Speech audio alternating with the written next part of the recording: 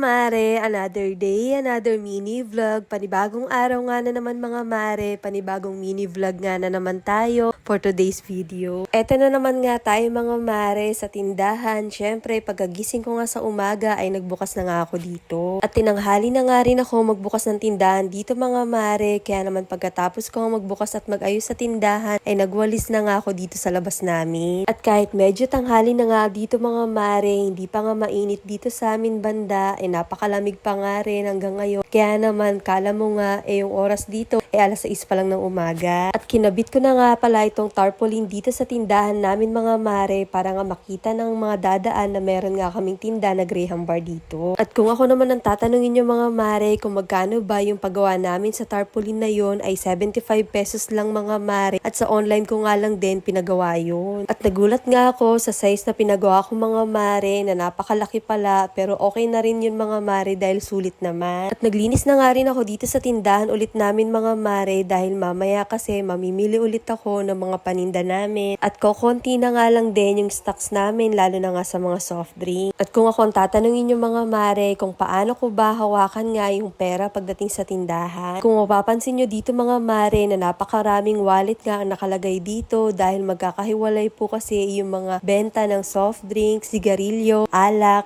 at yung ibang paninda pa. Dahil para sa akin mga mare, sa gantong paraan ay namomonitor ko kung magkano ba yung nabibenta ko sa item na yun. At bago ako namamalengke dito mga mare, naglilista nga rin pala ako dito ng mga bibilhin ko, at nililista ko rin kung magkano ba yung perang kinukuha ko dun sa wallet kung saan ko nga kinuha yun. Para kapag merong sobra nga sa pinamalengke ko mga mare, ay i-check ko nga yung listahan ko at yung resibo kung para saan ba yung pera nga na natitira, at ibinabalik ko rin yun. At sa ganong paraan nga rin mga mare, para nga na-maintain ko yung mga stock sa tindahan. At pagkatapos ko maglista ng mga ipapamili ko dito mga mare, ay inayos ko na nga pala yung mga soft drinks dito. At nandito pa nga sa labas mga mare, yung mga binili naming alak at soft drinks, hindi ko pa nga naipasok ito sa loob. Dahil iniiwasan ko nga rin magbuhat na nga ng mabigat mga mare, dahil nga lalong sumasakit nga yung likod ko. Kaya naman ang ginagawa ko ay inaayos ko lang sila dito sa garahe, at kapag once na magre-refill ako sa chiller namin, ikukuha na nga lang ako dito. At maya-maya nga mga mare, punta na nga rin kami sa grocery, at konti lang din naman itong mga pinamili nga namin.